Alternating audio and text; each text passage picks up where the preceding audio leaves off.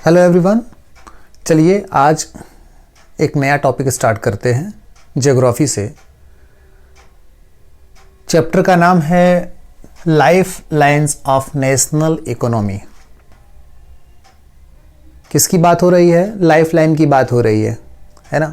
जैसे हम मनुष्यों की लाइफ लाइन होती है, जैसे मान लीजिए कि अगर हमें बेसिक चीज़ें ना मिले तो हमारी लाइफ समाप्त हो जाएगी, है ना। और आजकल तो लाइफ लाइन हॉस्पिटल भी खुल गए हैं, आ रहा समझे ना। तो यहाँ पे किसकी बात हो रही है? इकोनॉमी की बात हो रही है, हमारे जीवन की बात नहीं हो रही है, ठीक है। किसकी बात हो रही है? नेशनल इकोनॉमी की बात हो रही है। आखिर देश की जो इकोनॉमी है, किसी राष्ट्र की जो इकोनॉमी है, उसका लाइफ लाइन है क्या, उसके बारे में हम लोग इस टॉपिक में डिस्कस करेंगे, ठीक है। चलिए स्टार्ट करते हैं। यहां पे देखिए लिखा है कि people use different materials and services in daily life. भाई हर दिन हमें कोई ना कोई सामान की जरूरत पड़ती है, ठीक है। किसी न किसी सामान की हमें हर दिन जरूरत है, किसी न किसी सर्विसेज की हमें पर डे जरूरत है कि नहीं है। आजकल देखिए वो कार वाला सिस्टम आ गया है कि लोग कार में बैठते थे, फ़ोन पे ही अपना बुक कर लेंगे और कार उनको जहाँ पे वो वेट करेंगे वहाँ पे कार अपने आप पहुँचेगी, एक ड्राइवर लेके पहुँचेगा और उनको जिस स्थान पे जाना होगा उस स्थान पे पहुँचा देगा। तो ये एक प्रकार का सर्विस हुआ, ठीक है। आजकल तो लोग खाना भी घर पे मंगवा के खा रहे हैं, ठीक है। तो कहने का मतलब ये है कि आज हर व्यक्ति को विभिन्न प्रकार के सामान की और विभिन्न प्रकार के सर्विसेज की ज़रूरत है ही, है ना। बिना इन सर्विस और बिना मटेरियल्स के हमारा जीवन इजी नहीं होगा, बहुत ही मुश्किल हो जाएगा, ठीक है।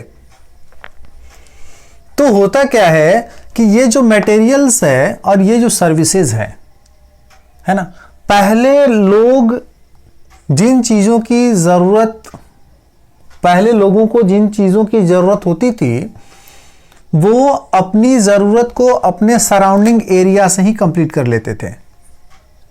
मतलब कि उस समय लोगों को अपनी आवश्यकताएं लिमिट करके रखनी होती थी।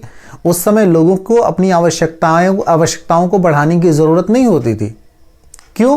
क्योंकि उनके पास ज्ञान ही नहीं होता था। भाई जो चीज़ें हमारे पास अवेलेबल हैं, हम अपने आप को उतने ही दायरे में रखेंगे ना, और हमारी जो टेक्नोलॉजी होगी वो उसी बेस पे ही डिपेंड होगी कि नहीं होगी। तो उस पहले के समय में लोगों की आवश्यकताओं को पूरा किया जाता था उनके सराउंडिंग एरिया से, ठीक है।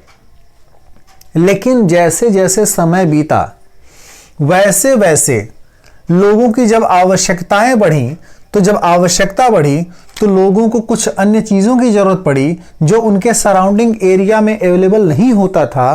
तो उन्हें क्या किया जाता था? दूसरे स्थानों से मंगवाया जाता था, ठीक। अरस में आज मान लीजिए कि आपको किसी चीज़ की ज़रूरत है जो कि आपके सराउंडिंग एरिया में नहीं मिल रही है, तो आप उसे क्या करेंगे? किसी दूसरे स्थान से मंगवाएंगे। बात क्लियर हुआ? अब ये चीज़ें हो सकता है कि किसी एक देश में, किसी एक कंट्री में, एक स्टेट में हो, ठीक है, और इस स्टेट से दूसरे स्टेट में मंगवाया जाता हो, है ना। तो कहने का मतलब कि अगर हमें किसी भी गुड्स और सर्विस की ज़रूरत पड़ी, तो अगर वो हमारे स्टेट में नहीं है, हमारे एरिया में नहीं है, तो हम उसे क्या कर सकते हैं? दूसरे स्टेट से मंगवा सकते हैं। बात क्लियर हुआ? हम उसे क्या करेंगे? किसी दूसरे स्टेट से मंगवाएंगे एक देश में। लेकिन अगर वो हमारे देश में अवेलेबल नहीं है तो हम उसे क्या करेंगे? दूसरे देश से मंगवाएंगे, ठीक है। अगर हमारे देश में वो चीज़ अवेलेबल नहीं है तो हम क्या करते हैं? उसे दूसरे देश से मंगवाते हैं। अब देखिए, अगर कोई गुड्स यहां पर अवेलेबल है और यहां पे अवेलेबल नहीं है, तो हम इसे क्या करेंगे? इस देश से मंगवाएंगे। तो आखिर कोई ना कोई व्यक्ति यहाँ पे होगा जो ये जानता है कि जो गुड्स यहाँ पे तैयार किया जा रहा है उसकी डिमांड यहाँ पर है ना। तो ये क्या करेगा, उस गुड्स को यहां से पहुंचाएगा यहां पे, और यहां पे कोई ऐसी चीज तैयार हो रही है जो यहां पर नहीं है, तो इसे यहां से यहां पहुंचाएगा कोई ना कोई व्यक्ति। ठीक है, तो जो व्यक्ति यहां से यहां पहुंचा रहा है और जो व्यक्ति यहां से यहां गुड्स को पहुंचा रहा है, वो किसी न किसी सर्विस का प्रयोग कर रहा है। ठीक, आ रहा समझ? और वह व्यक्ति जो यह काम कर रहा है उसे हम क्या कहते हैं, ट्रेडर्स। अगर समझ, उस व्यक्ति को हम क्या कहते हैं, ट्रेडर्स कहते हैं। ठीक, अब देखिए, इस आधार पे हमने दो तरीके के ट्रेड भी देख लिए। अगर देश में ही एक गुड्स को एक स्थान से दूसरे स्थान पे ट्रांसपोर्ट किया जा रहा है तो उसे बोलेंगे इंटरनल ट्रेड, और अगर कोई गुड्स एक देश से दूसरे देश में भेजा जा रहा है तो उसे हम कहेंगे एक्सटर्नल ट्रेड। बात क्लियर हो गया? ठीक है, तो इस तरीके से हम लोग क्या करेंगे, अपने आवश्यकता को पूरा करेंगे, गुड्स को और सर्विसेज को प्रोवाइड किया जाएगा ताकि लोगों को सुविधाएं प्राप्त हो, लोगों को सुविधाएं दी जा सके। ठीक है, जिससे कि लोगों का लाइफ क्या हो सके, इजी हो सके, है ना, और लोग हमेशा डेवलपमेंट की तरफ अग्रसर रहे। तो आखिर इस लाइफ लाइन में सबसे महत्वपूर्ण चीज क्या है, गुड्स है? तो मैं तो नहीं मानता कि गुड्स है। क्यों? क्योंकि सपोज करो कि हमारे पास अगर ट्रांसपोर्ट फैसिलिटीज ना हो तो अमेरिका में पाया जाने वाला यूरेनियम, ठीक है, या ऑस्ट्रेलिया में पाया जाने वाला यूरेनियम क्या भारत तक पहुंच सकता है? नहीं पहुंच सकता।